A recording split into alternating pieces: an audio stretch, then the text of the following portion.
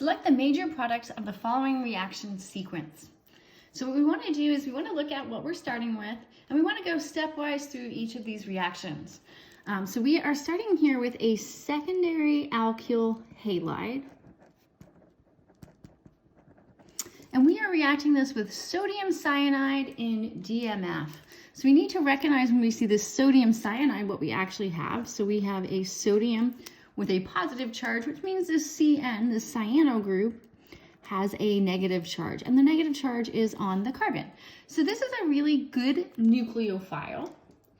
And what DMF is this stands for dimethyl formamide, and this is a good polar aprotic solvent.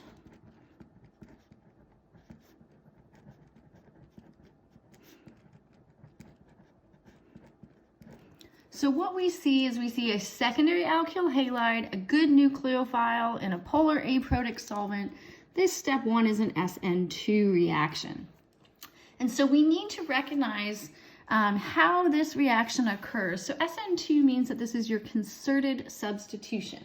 So it means that your nucleophile is going to attack your electrophilic carbon and push off the leaving group, and this takes place all in one step.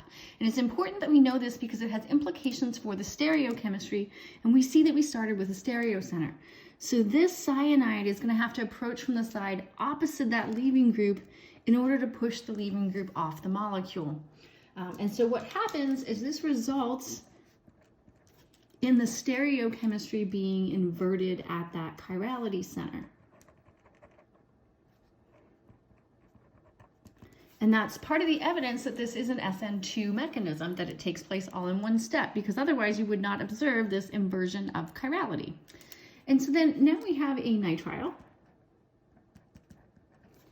And we see the stereochemistry at that chiral center, and we want to look at the second set of reaction conditions. And you've got hydrogen gas and a metal catalyst. These are hydrogenation conditions.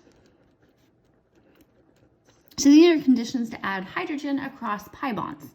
And Raney nickel is a more reactive catalyst than the palladium catalyst that you might have seen for the hydrogenations of alkenes and alkynes. And that's because your nitriles are not as reactive. So we are going to add this hydrogen gas and Raney nickel.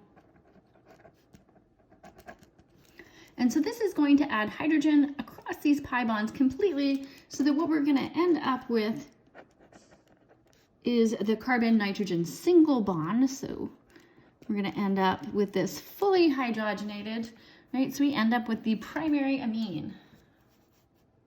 Okay.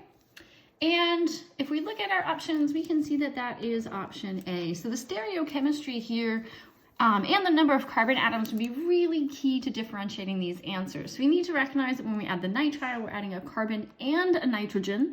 So that's why we wouldn't consider B or D, because this is just adding a nitrogen. And we know that it's A because we're going to see the inversion of chirality that's associated with SN2 reactions. Racemization, as you're seeing in C, would be associated with SM1 reaction conditions, and these are not SM1 conditions. SM1 reactions work much, much better with tertiary alkyl halides, and they occur with a very weak nucleophile.